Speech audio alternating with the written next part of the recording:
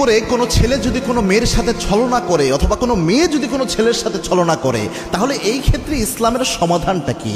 এই ক্ষেত্রে ইসলামের কোনো ইনস্ট্রাকশন রয়েছে কিনা অনেক যুবক যুবতী জানতে চায়। যদিও প্রেম জিনিসটা হারাম, যে বিফোর ম্যারিটাল রিলেশনশিপ, এটা তো হারাম একটি বিষয়। এটাও যদি কোনো যুবক করে, যে কোনো যুবতীর বিশ্বাসের সুযোগ নিয়ে মিথ্যা আশ্বাস দিয়ে বিশ্বাসঘাতকতা করে পরে তাকে ছেড়ে দিল, এটার জন্য কি কোনো আযাব হবে কিনা অনেক যুবকের প্রশ্ন। দেখেন সুস্পষ্ট কোরআন হাদিসে কয়েকটা জিনিস দেখেন, আল্লাহর ঘোষণা প্রথমত দেখেন, এরপরে আমি সমাধানের দিকে আসছি।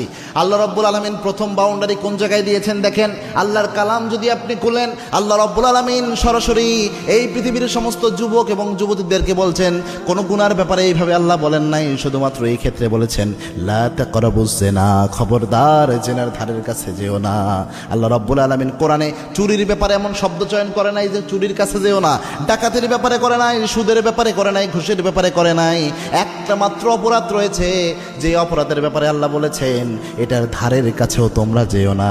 কেননা জেনা ব্যভিচার এমন জিনিস আল্লাহ রাব্বুল আলামিন স্বাভাবিকভাবে ন্যাচারালি একটা ছেলে মেয়ের প্রতি আকর্ষণ দিয়ে আল্লাহ বানিয়েছে।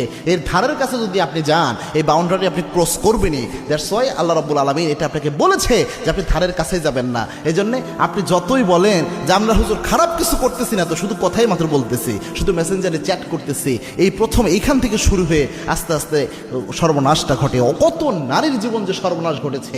এখন কোনো পুরুষ যদি বিয়ের অঙ্গীকার করে কোনো নারীকে যে আমি তোমাকে বিয়ে করব, এই ওয়াদা দিয়ে এরপরে যদি কোনো নারীর সতীত্ব নষ্ট করে দেয়, এরকম কিছু করে যেই জিনিসটা তার ওই নারীর তার স্বামীর জন্য হক ছিল, এখন ওই নারীটা যদি এই ছেলেটার সাথে বিয়ে না হয়, ওই নারীটা যার সাথে বিয়ে হবে ওই ছেলেটা একটা হক থেকে বঞ্চিত হবে এবং ওই ছেলেটা ঠকে যাবে অনেক ক্ষেত্রে। আমার মনে হচ্ছে এরকম পর্যায়ে পর্যন্ত চলে গিয়েছে।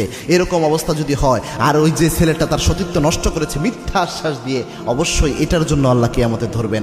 এক তো জেনার জন্য ধরবেনই, পাশাপাশি এটার জন্য ধরবেন। মনে রাখবেন, আপনি যদি হাজার জেনাও করেন আর আপনি যদি আল্লাহর কাছে মাপ চান, এটা কিন্তু মাপ পাওয়া সম্ভব। কেননা জেনা ব্যক্তির সাথে জড়িত অপরাধ না। ধরেন আপনারা মনের নফসের তাড়নায় পড়ে গুনাহ করে ফেলেছেন, এখন আল্লাহর কাছে মাপ চান, আল্লাহ মাফ করে দেবে। কিন্তু কারোর সাথে ধোঁকাবাজি করে বিশ্বাসের আশ্রয় নিয়ে কারো বিশ্বাসকে আপনি নষ্ট করে এরপরে আপনি তাকে ছেড়ে দিলে, এই জিনিসটা করলে কিন্তু এটা মারাত্মক একটা বিষয়। যদিও জিনিসটা হারাম, তবুও এখানে দুইটা অপরাধ জড়িত হয়। একটা হচ্ছে জেনার অপরাধ, আর একটা হচ্ছে বিশ্বাসভঙ্গ বা আরেকজনের বিশ্বাসকে নষ্ট করা, হক নষ্ট করা, প্রতারণা করা, এইটার যে একটা অপরাধ, এই দুইটা জড়িত হয়। এবং আল্লাহর হাবিব সাল্লাল্লাহু আলাইহি ওয়াসাল্লাম বলছেন, মান গশানা ফালাইসা মিন্না, যে ব্যক্তি এরকম ধোঁকাবাজি করে ওই ব্যক্তি কখনো আমি নবীর উম্মত হতে পারে না, কোশ্চিনকালেও না, যে ধোঁকাবাজি করে। এজন্য কোনো ছেলেও যদি এরকম কাজ করে, ওই ছেলেও আল্লাহর দরবারে আসামি হবে, এবং কোনো মেয়েও যদি করে, ওই মেয়েও আল্লাহর দরবারে আসামি হবে। এই জিনিসগুলো থেকে যেন বেঁচে থাকবেন। আল্লাহ আমার যুব সমাজকে হেফাজত করুন।